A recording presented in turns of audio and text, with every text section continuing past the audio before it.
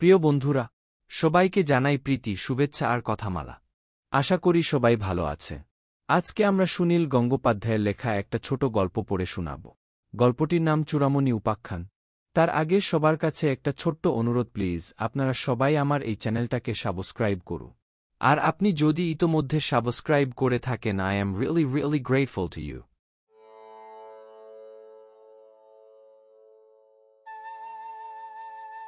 ঘোড়ার পিঠে চেপে তারা আসে শেষ রাত্রিরের দিকে। কোথা থেকে আসে আবার কোথায় চলে যায় কেউ জানে না।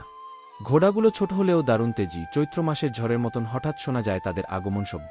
কিছুই সামাল দেওয়ার সময় পাওয়া যায় না, আবার উধাও হয়ে যায় চোখের নিমেষে। সংখ্যায় তারা জনাছায়েকের বেশি নয়, যদিও বাড়ি ঘেরাও করার পর তারা এমনভাবে ছোটাছুটি করে যেন সব দিকেই কেউ না কেউ আছে, এক একজনকেই মনে হয় অনেকজন। তবে প্রত্যক্ষদর্শীরা ঘোড়াগুলো গুনেছে। এমন নয় যে তারা শুধু অমাবস্যার রাতে মিশমিশে অন্ধকারের মধ্যে লুকিয়ে লুকিয়ে আসে। গত কোজাগরী পূর্ণিমায় ফুটফুটে জ্যোৎস্নার মধ্যে তারা এসেছিল। সেদিন পীতাম্বর গড়াইয়ের বাড়িতে লক্ষ্মী পুজো। সারাদিন তুমুল ধুমধাম। সন্ধেবেলা কীর্তন গানের আসর বসেছিল। রাত্রিরে আত্মীয় কুটুমরা পাত পেরে খেয়েছে, সবাই বাড়ি ফেরেনি, থেকেও গেছে কয়েকজন। সব কাজকর্ম মিটিয়ে হ্যাজাক নেবাতে নেবাতে রাত প্রায় 1টা। ওরা এলো তার প্রায় 2 ঘণ্টা পরে। শেষ রাতের ঘুম বড় গাঢ় ঘুম। চোখ মেললেও সহজে চৈতন্য আসে না। কি হয়েছে বুঝতে না বুঝতেই সব শেষ। উঠোনে খাটিয়ে পেতে শুয়েছিল মোংলা। সে নাকি প্রথম থেকে সব দেখেছে। এবারে ঠান্ডা ঠান্ডা ভাব এসে গেছে আগেই। একটা কম্বল চাপা দিয়ে শুয়েছিল মোংলা। কপাক কপাক ঘোড়ার পায়ের শব্দ শুনে তার ঘুম ভাঙলেও সে ভেবেছিল বুঝি ঘুটিয়ারি শরীফে ঘোড়দৌড়ের স্বপ্ন দেখছে। তারপর সেই আওয়াজ একেবারে তার ঘাড়ের ওপর এসে পড়তেই সে ধর্মট করে উঠে বসল। কিন্তু খাটিয়া থেকে নামবারও সময় পেল না। একটা বিকট কালো মূর্তি দাঁড়ালো তার বুকের ওপর, এক পা চাপিয়ে। সেই পা জগদ্দল পাথরের মতন ভারী, তার উপর মোংলার নাকের গার কাছে তরোয়াল। মোংলার বর্ণনা মিথ্যে বলে উড়িয়ে দেওয়া যায় না, কারণ তার কপালে রয়েছে তরোয়ালের খোঁচার ঘা। ডাকাতরা যাওয়ার সময় তার এক চোখের ওপর চাবুক মেরে গিয়েছিল। তারপর থেকে সে আর বা চোখটা খুলতে পারে না। তবু সেই অবস্থার মধ্যেই মোংলা অনেক কিছু দেখেছিল। পীতাম্বর গড়াইয়ের বাড়ি মেটে বাড়ি হলেও 2 মহলা। ডাকাতরা সে বাড়ির অন্ধিসন্ধি সব আগে থেকেই জানে। তারা অন্য কোনো ঘরে খোঁজাখুঁজি করেনি। তাদের মধ্যে 2 জন সোজা পীতাম্বরের ঘরের সামনে গিয়ে 2 লাথিতে দরজা ভেঙেছে। পীতাম্বরের চুলের মুঠি ধরে খাট থেকে নামিয়ে তাকে শেষ করেছে এক কোপে।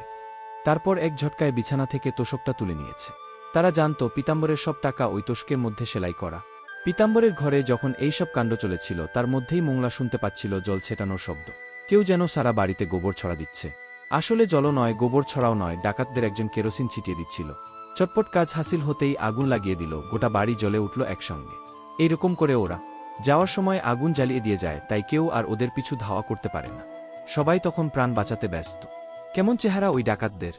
মোংলার বর্ণনায় তাদের সকলেরই কুচকুচে কালো পোশাক, মুখও কালো কাপড়ে ঢাকা, তাই তাদের সকলকে একরকম দেখা। তাদের বয়স বোঝা যায় না। মোংলার মতে তারা শয়তানের জীব। অনেকে এটা বিশ্বাস করে, কারণ খলশেখালির রতুবাবু এ ডাকাতদের দিকে বন্দুক চালিয়েছিলেন বলে শোনা যায়। রতুবাবুর বন্দুকের জোর আছে, তিনি একবার একটা বাঘ মেরেছিলেন। ধান লুটের সময় 2টি মানুষও মেরেছিলেন। কিন্তু তার গুলিতে ওই ডাকাতদের গায়ে আঁচড়ও লাগেনি, তাদের ঘোড়াগুলোও জখম হয়নি। এক পক্ষকাল পরে তারা ফিরে এসে রতুবাবুর বাড়ি জ্বালিয়ে তার গলা কেটে দিয়ে গেছে। ওরা যে শুধু ধনবান লোকদের বাড়িতেই টাকা লুট করতে আসে তাও নয়। হারুন শেখ মানুষটা তেজি, কিন্তু তার ধন সম্পদ তো বিশেষ ছিল না। সেই হারুন শেখের বাড়িতেও এক রাতে ডাকাত পড়ল। ঘোড় সওয়াররা হারুন শেখকে শুধু খুন করেনি, তার হৃৎপিণ্ডটাই নাকি উপড়ে নিয়ে গেছে। এমন হৃৎপিণ্ড ওপড়াবার ঘটনা আরও শোনা যায়। আবার কোনো বাড়িতে আসে ওরা যুবতী মেয়ে লুট করার জন্য। জীবন নায়কের বাড়িতে 5 ভরি সোনা ছিল। সে খবর ডাকাতরা পায়নি। সে বাড়ি থেকে জীবন নায়কের সমর্থ সুন্দরী বুটাকে শুধু তুলে নিয়েছে। অবশ্য সে বাড়িতেও আগুন জ্বালিয়ে যেতে ভুল করেনি। অশ্বারোহী ডাকাতদের তাণ্ডবে গোটা তল্লাটের মানুষজনের রোম খাড়া হয়ে আছে। হাটবাজারে গঞ্জে এই ডাকাতদের কথা ছাড়া আর কোনো কথা নেই। গল্প উঠছে নানারকম। তবে আসল ঘটনাই এমন নৃশংস যে তার উপর বেশি রং চড়াবার মতন কল্পনাশক্তি এদিককার মানুষদের নেই। রাত্রির বেলা দূরে কোনো গ্রামে আগুন জ্বলে উঠলেই বোঝা যায় এইমাত্র ডাকাতরা টক বগিয়ে চলে গেল। কোথায় যায় ওরা? এই প্রশ্নের কোনো হদিশ নেই বলেই অলৌকিক কথা মনে আসে। শয়তানের জীব। ওরা ঘোড়া শুদ্ধ ডুব দেয় গাঙের জলে। এই নদীনালার দেশেও ঘোড়ায় চড়ে ডাকাতি। ঘোড়া কোথায় এদেশে? বড় বড় নৌকোয় যারা বিদেশ থেকে ব্যবসা করতে আসে তারা এই প্রশ্ন করে। দিনের বেলা ফনফন করে ওড়ে নোনা বাতাস, পাতলা রোদ্দুরে দুলে দুলে উড়ে যায় বগেরি পাখির ঝাঁক, মাছ ধরা ডিঙিগুলো রূপলি জলে ছায়ার মতন ভাসে। রাত্রিরের ওই বিভীষিকা তখন মনে হয় অলি। হ্যাঁ, এই জলকাদার দেশেও ঘোড়া আছে। এখানে জঙ্গলে আছে বাঘ, জলে আছে কামট কুমির। কিন্তু ঘোড়া এমনই তেজি প্রাণী যে সাঁতরে নদী পার হয়ে যায়, কুমির কামড় তাকে ছুতে পারে না। জঙ্গলের বাঘ নাগাল পাওয়ার আগেই ঘোড়া জঙ্গলের পথ কাবার করে দেয়। তাই বর্ধিনসু লোকেরা কেউ কেউ ঘোড়া রাখে। বনমালী ডাক্তার ঘোড়ায় চেপে রোগী দেখতে যা। তাছাড়া ঘুটিয়ারি শরীফে ঘোড়দৌড় হয়। স্কুল ডাঙার মাঠে সত্যিকারের ঘোড়দৌড় প্রতি হাট বারে। 10 টাকা 20 টাকার বাজি থাকে প্রতি দৌড়ে। 7-8টা ঘোড়া দৌড়ে বেশ কিছু টাকা লেনদেন হয়। প্রথমে সন্দেহ হয়েছিল ওই ঘোড়দৌড়ের ছেলেগুলিই বুঝি ডাকাতি শুরু করেছে, কিন্তু এই ছোড়াগুলো যে বড়ই বাচ্চা। এদিককার ঘোড়াও বেশ ছোট, প্রায় গাধার সঙ্গে 19-20। বয়স্ক মানুষদেরও বহন করতে পারে বটে, কিন্তু তাহলেও ছোটার গতি থাকে না। তাই ঘোড়দৌড়ের সওয়াররা সবাই পাতলা চেহারায় কিশোর। যে ছোড়াটা প্রায় প্রতিবারই ফার্স্ট হয় সেই কামরুল তো অন্যান্য দিন কাজ করে বাজারের মুদিখানায়। রোগা ডিগডিগে শরীর, মুন্ডুটা বড় মনে হয়, এক চর মারলে ঘুরে পড়ে যাবে। কিন্তু ওই কামরুলই যখন ঘোড়া ছোটায় কি তার তেজ, মাথার চুলগুলো সব খাড়া হয়ে যায়, বাতাসের বেগকেও যেন সে জয় করে নিতে পারে। ছপটি মারতে মারতে এক এক সময় সে যেন দাঁড়িয়ে পড়ে ঘোড়ার পিঠে। কামরুলের নিকটতম প্রতিদ্বন্দ্বীর নাম বলরাম, কালু মিস্ত্রির ছেলে। তার সারা গায়ে 5টা হলে কি হয়, গলার জোরেই সে তার ঘোড়াকে খেপিয়ে ছোটায়। এই কামরুল, বলরাম, আনিসুল এরা কি ডাকাত হতে পারে? অনেকে বলাবলি করতে লাগলো আজকাল গুডোগাড়াদেরও বিশ্বাস নেই। দিনকাল পাল্টে গেছে। এখন মায়ের পেট থেকে পড়তে না পড়তেই এরা বুলি শেখে। 10-11 বছর বয়স হতে না হতেই টাকা পয়সা চিনে যায় খুব। মুখে শোভা পায় জ্বলন্ত বিড়ি, বগলে চুল গজাবার আগেই এরা মেয়েলোকদের দিকে নজর দিতে শুরু করে। 14 বছর বয়সেই এক একজন লায়ে। এদের চেহারা ডাকাত সুলভ না হলেও এদের সম্পর্কে সবচেয়ে বেশি সন্দেহের কারণ এদের অশ্বশক্তি। এমন জোরে ঘোড়া ছোটাতে তো আর কেউ পারে না এ তল্লাটে। স্কুল মাস্টার মধু লস্কর জনসাধারণের প্রতিনিধি হয়ে থানা পুলিশের কাছে আর্জি জানালেন এই ছোড়াগুলোর বিরুদ্ধে।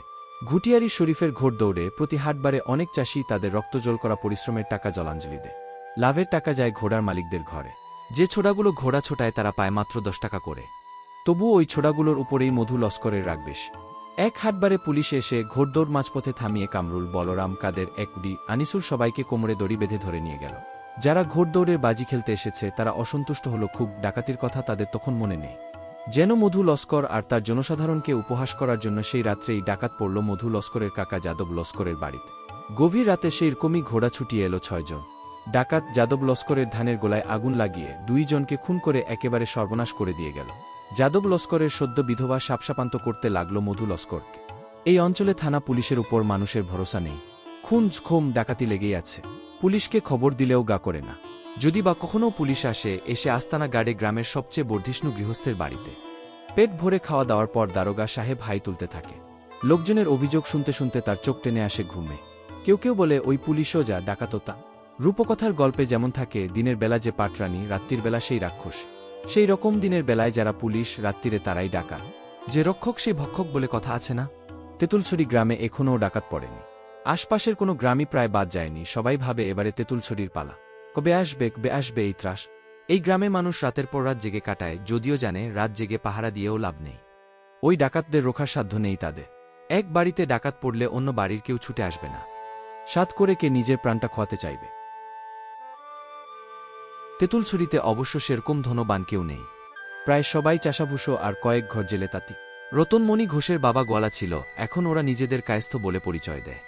ওদের জমিজমা কিছু বেশি, আবার ও বাড়িতে পোষ্য অনেক। কিছু জমা ধানচাল থাকলেও টাকা পয়সা সোনাদানা বিশেষ নেই। 6 জন ডাকাতের এক রাত্রিরের খরচা পোষাবে না। কিন্তু টাকা পয়সা পাবার আশা না থাকলেও তো ওরা আসে। এমনি এমনি এসে বাড়ি জ্বালিয়ে দেয়, মানুষ খুন করে। তাতে সন্দেহ হয় ওরা বুঝি আসল ডাকাত নয়, ভাড়ায় ডাকাতি খাটে। এই কারুর উপর কারুর রাগ আছে, অমনি কিছু টাকা খরচ করে লেলিয়ে দেওয়া হলো ডাকাত। হারুন শেখের বেলাতেই পাকা হয় সন্দেহটা। টাকার জোর ছিল না তার মোটেই, কিন্তু হিম্মতের জোর ছিল। কারুকে সে ছেড়ে কথা কইত না। রামলাল ব্যাপারীকেও সে মুখের উপর তুলে দিয়েছিল।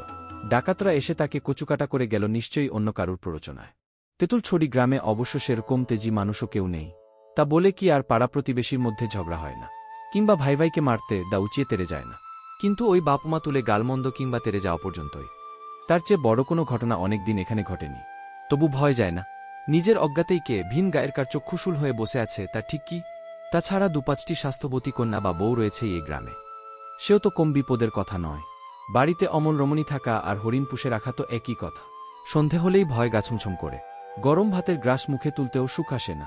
কারুর সঙ্গে কারুর কথা বলতেও ইচ্ছে করে না। ছোট কোনো বাচ্চা চেঁচিয়ে কেঁদে উঠলে বড়রা রেগে যায়, তারা বাচ্চাটাকে থাবড়া মারে। ইদানিং আর এদিকে বাঘের উপদ্রব নেই।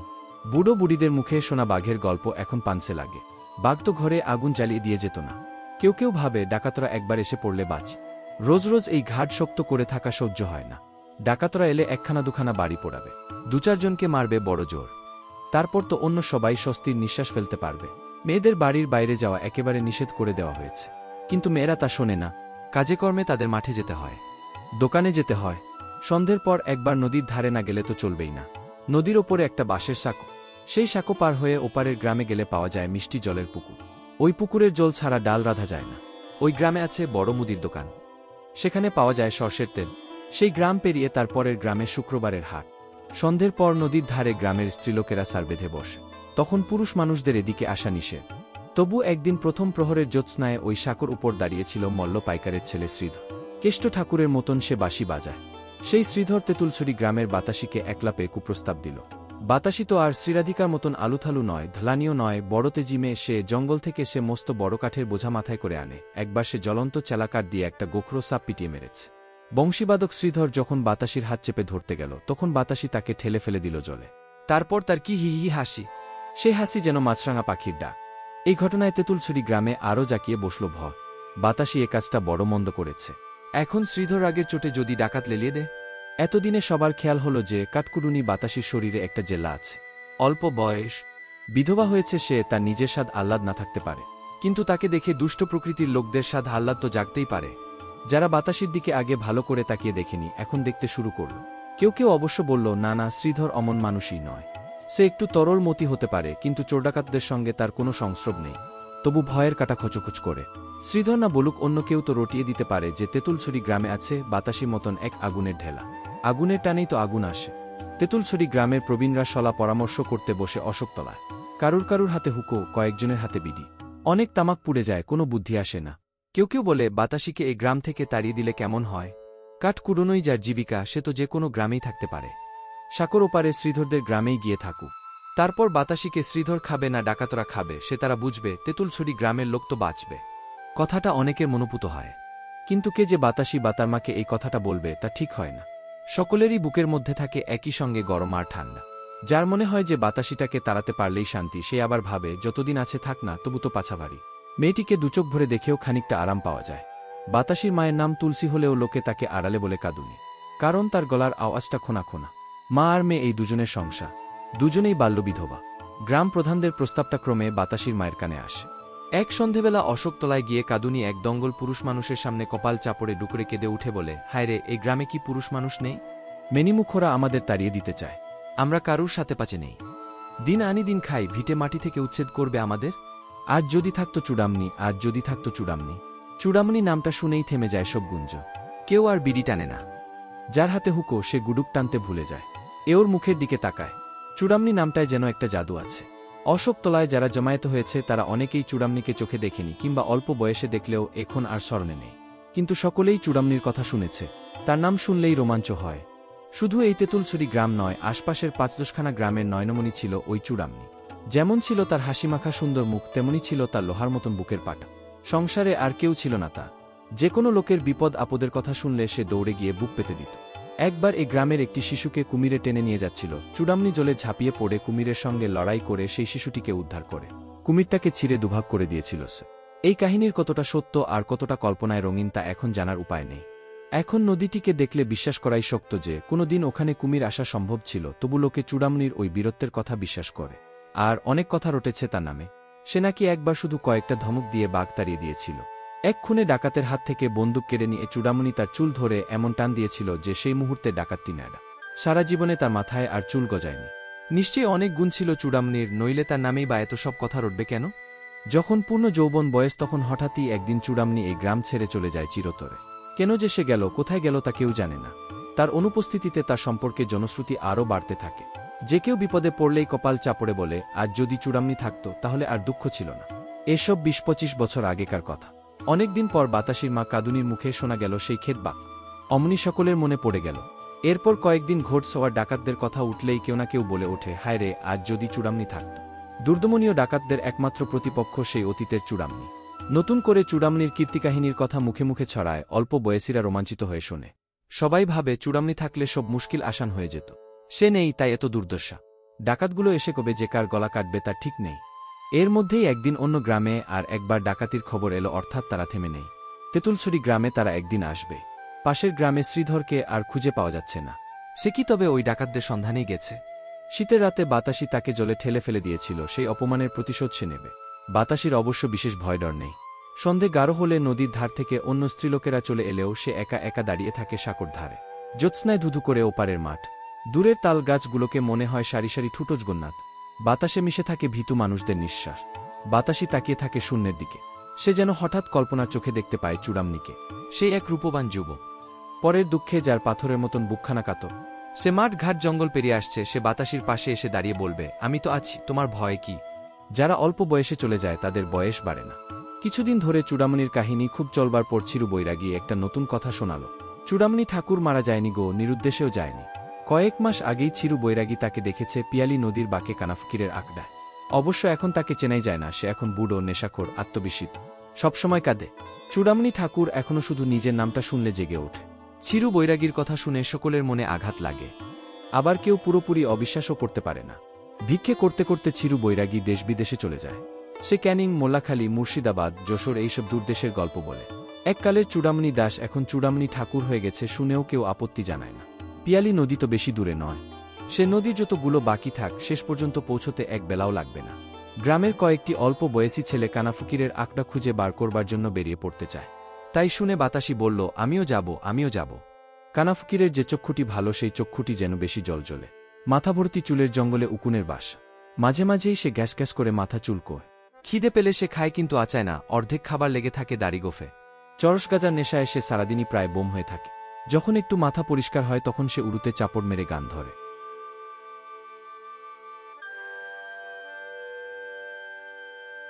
যদি শূন্য দিলে হয় মুসলমান, নারীর তবে কি হয় বিধান? বামন চিনি পৈতা প্রমাণ। বামনই চিনি কিসে রে? তার বেশিরভাগ গানই তার নিজের রচিত নয়, লালন ফকিরের। এক দঙ্গল চেলা জুটেছে তাদেরকে হিন্দু কে মুসলমান বোঝার কোনো উপায় নেই। স্কুলের মুখেই ওই এক গান। চরস গাজার দিকে চেলাদের টান বেশি ছাড়া কম নয়।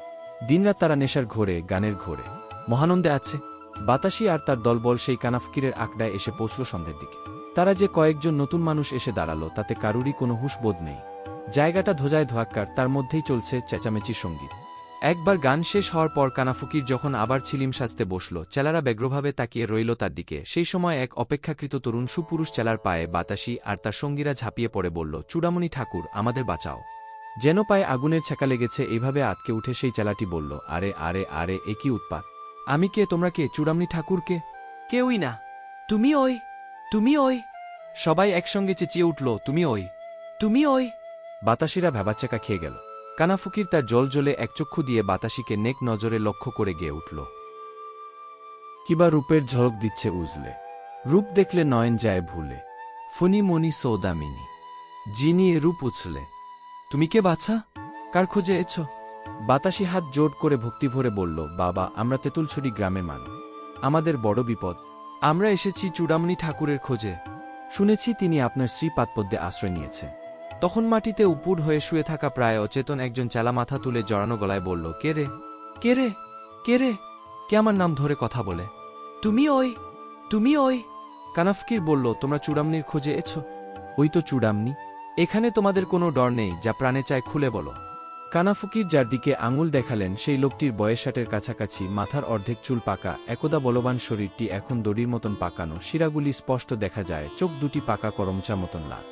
বাতাসির সঙ্গে যারা এসেছে তাদের ভুক্তি চটে গেছে এরই মধ্যে। তারা ভাবল তারা ভুল জায়গায় এসেছে, কিংবা ওই মরকুট্টে বুড়োটা যদি চূড়ামণি হয় তবে তার খুঁড়ে খুঁড়ে দণ্ডবোধ। দরকার নেই ওই ঝামেলাটিকে গ্রামে ফিরিয়ে নিয়ে গিয়ে। তাদের একজন আর সকলকে বলল, চল রে চল, এখনো হাঁটা শুরু করলে লোকালয়ে ফিরতে পারব। কানাফকিরের কিন্তু কৌতূহল জন্মেছে। তিনি বাতাসির মুখ থেকে দৃষ্টি না ফিরিয়ে বললেন, জয় রাধেশ্যাম, জয় সত্যপীর। তুমি ওই, তুমি ওই। এবারে খুলে বলো তো বাছা, তোমার বৃত্তান্ত খানি। বাতাসি তখন সভ্য কথা সাত কাহন করে সবিস্তারে শোনাল।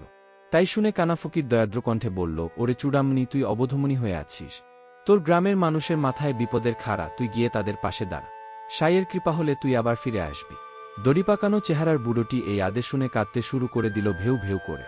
কানাফকির তার দিকে ছিলিম এগিয়ে দিয়ে বললেন, লে বেটা, 2-3 টান দে, তারপর সুস্থ হয়ে সব কথা বুঝে দেখ। আহারে, এরা এসেছে কত দূর থেকে তোর নিয়তি ধরে টান দিতে। এই নারীটির বদন যেন ছাই বর্ণ হয়ে গেছে। এদের সাথে না যাস যদি, তবে তোর মুক্তি হবে না। তুমি ওই, তুমি ওই। ছিলিমে কয়েক টান দিয়ে সেই দড়িপাকানো চেহারা লোকটি অনেকটা তাজা হলে বলল, বাবা, তুমি সব পারো। এরা যা চায় তুমি স্বাদ মিটিয়ে দাও না। এই বুড়োকে নিয়ে টানাটানি কেন? আরও কিছুক্ষণ কথা কাটাকাটির পর কানাফকিরের চরম আদেশ হল এই যে, দড়িপাকানো চেহারার চূড়ামণিকে যেতেই হবে তেঁতুলছড়ি গ্রামে।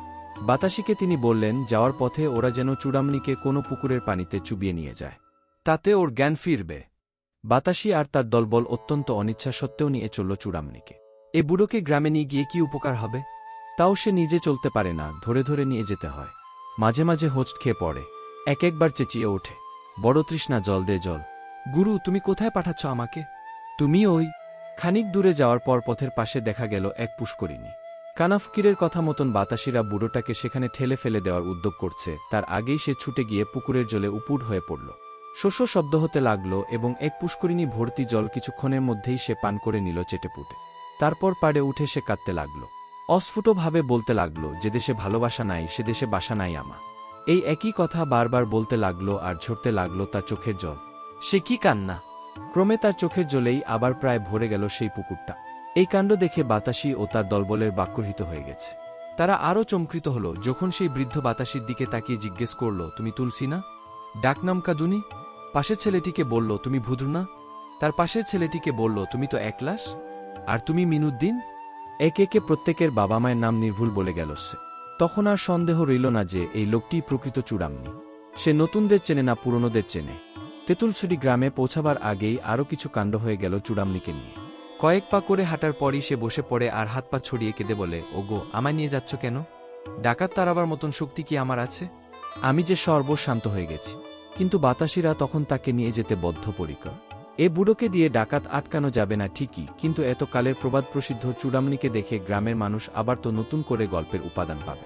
একটা মানুষ হারিয়ে গিয়েছিল, সে আবার ফিরে এসেছে, এরকম ঘটনা গ্রামে তো সচরাচর ঘটে না। চূড়ামণির একটা অদ্ভুত ক্ষমতা, তা তো তারা একটু আগে নিজের চোখেই দেখল। তেঁতুলছড়ি গ্রামে পৌঁছবার প্রায় 1 ক্রোশ আগে চূড়ামণি হঠাৎ বেস্বাভাবিক হয়ে উঠল। নেশার ঘোর কেটে যাচ্ছে। অন্যদের হাত ছাড়িয়ে সোজা হয়ে দাঁড়িয়ে সে বলল, এ আমি কোথায় হারিয়ে যাচ্ছি? তোমরা কোথায় নিয়ে যাচ্ছ আমাকে? বাতাসি বলল, ঠাকুর, তুমি ফিরে যাচ্ছ তোমার নিজের গ্রামে। তোমার গ্রামের নাম তেঁতুলছড়ি, মনে নেই? চূড়ামণি জিজ্ঞেস করল, সেখানে কি ভালোবাসা আছে? বাতাসি চট্ট করে উত্তর দিতে পারল না। অন্যরাও নিরুত্তর। ভালোবাসার কথা কেউ জানে না। চূড়ামণি গান গেয়ে উঠল, যে দেশে ভালোবাসা নাই সে দেশে বাসা নাই আমার। আমি তেঁতুলছড়ি গ্রাম ছেড়ে চলে গিয়েছিলাম কেন জানিস? সেখানে কেউ কারুকে ভালোবাসে না। বাতাসি চূড়ামণির হাত ধরে স্কাতরে বলল, চূড়ামণি ঠাকুর, আমাদের বড় বিপদ, তুমি আমাদের বাঁচাও। তোমাকে সবাই ভালোবাসবে। চূড়ামণি আকাশের দিকে আঙুল তুলে চেঁচিয়ে বলল, তুমি ওই। তুমি ওই? কে কাকে বাঁচায়? কে কাকে মারে? মানুষ নিজেকেই নিজে মারে, নিজেকেই নিজে বাঁচায়। বাতাসি এবার হাঁটু গেড়ে চূড়ামণির পা চেপে ধরল।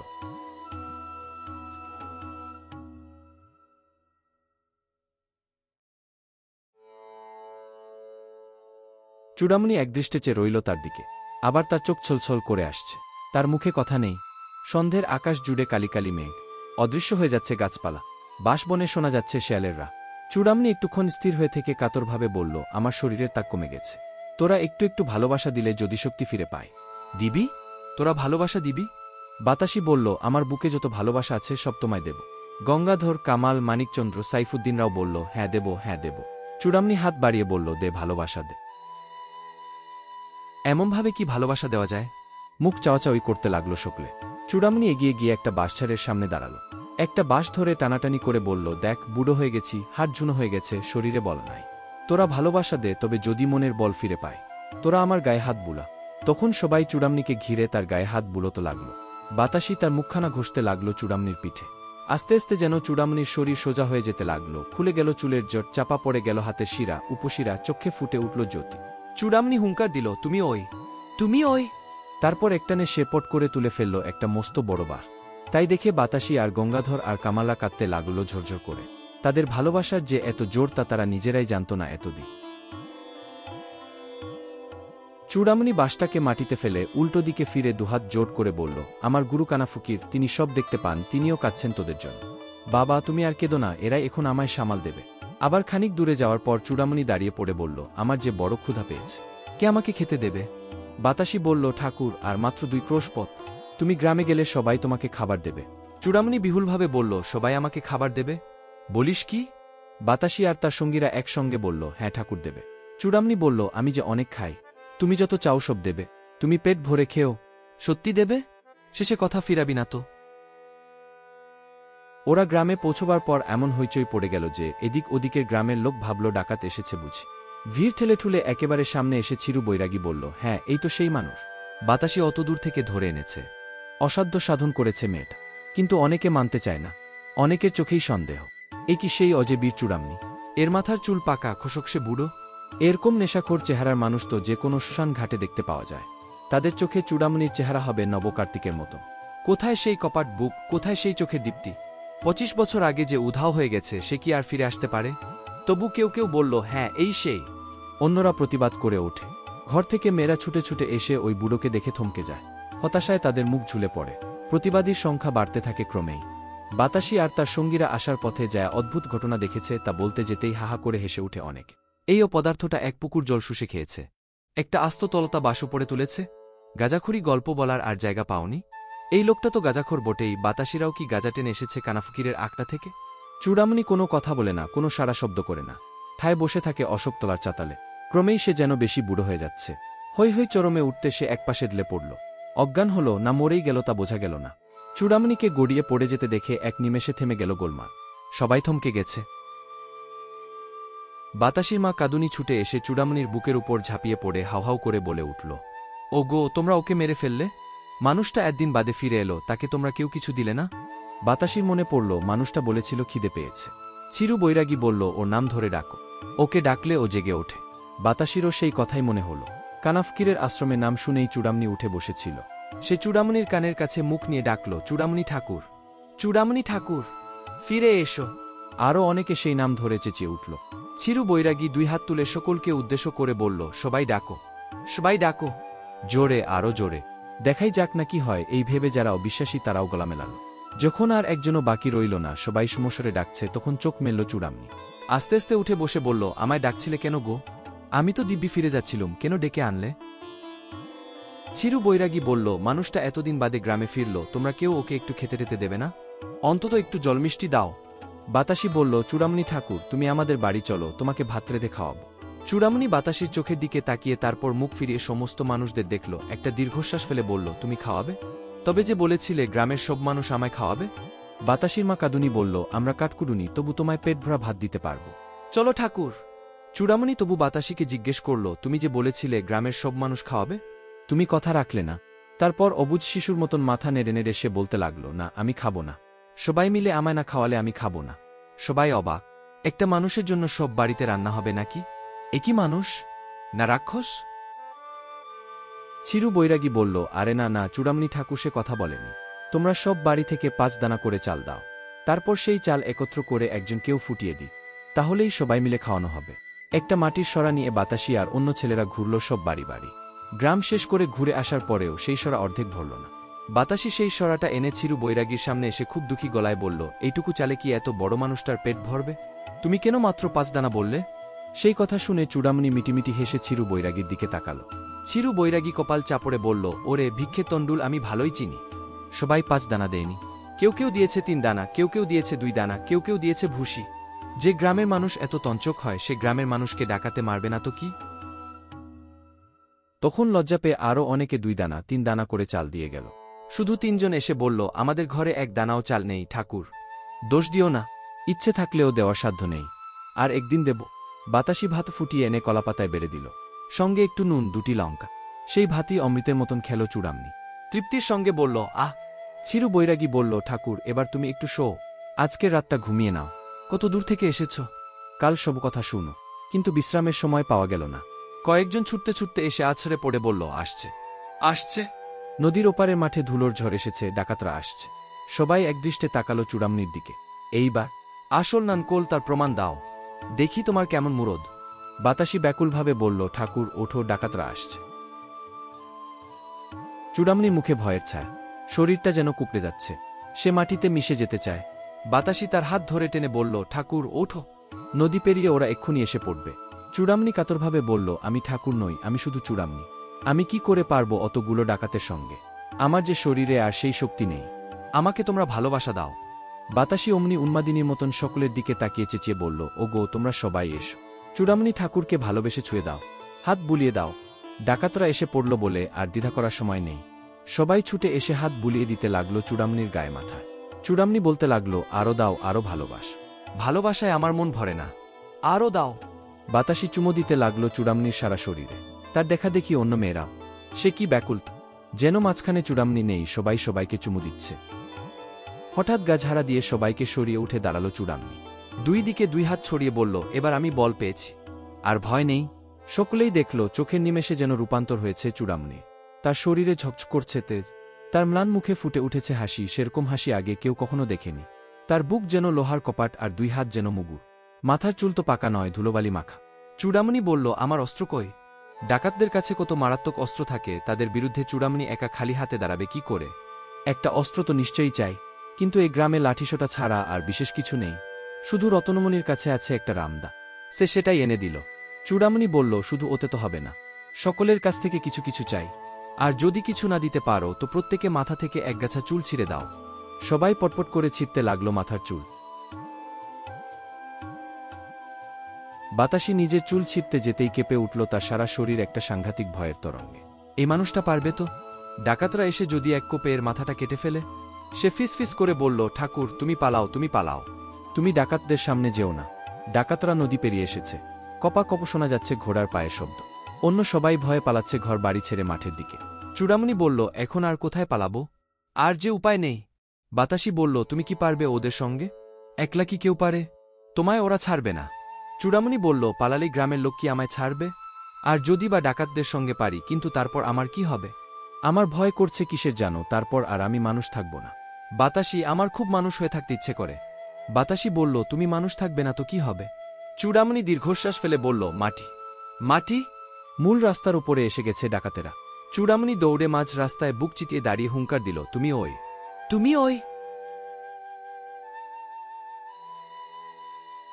এই প্রথম দুর্ধর্ষ ডাকাতের দল থমকে গেল। পরপর ৬ জন ঘোড়সওয়ার, তাদের সারা শরীর কালো কাপড়ে ঢাকা, তাদের মুখও দেখা যায় না। তাদের ৩ জনের হাতে জ্বলন্ত মশাল। চূড়ামণি নিজের মাথা থেকে একটা চুল ছিঁড়ে হাতের চুলের ডেলাটার সঙ্গে মেশালো। তারপর সেই ডেলাটা মাটিতে ছুঁড়ে দিয়ে বলল, তোরা আগে এটা কাট, তারপর আমার মাথা কাটবি। একজন ঘোড়সওয়ার ঘোড়া থেকে নেমে এগিয়ে এলো, তার হাতে খোলা তলোয়ার। সে চুলের গোছাটা কাটার জন্য তলোয়ার তুলতেই অট্টহাসি করে উঠল চূড়ামণি। সে হাসিতে যেন মেঘের গর্জন, সে হাসিতে সমুদ্রের ঢেউ। তলোয়ারের প্রচণ্ড কোপে সেই চুলের গোছার একটাও কাটল না। ডাকাতের সর্দারটি পরপর ৩টে কোপ লাগালো, চতুর্থ কোপে 2 টুকরো হয়ে গেল তার তলোয়ার। চূড়ামণি আবার হেসে উঠে বলল, আরেকটা অস্ত্র আনো, এবারে আমার মাথায় একটা কোপ মেরে দেখো কি হয়।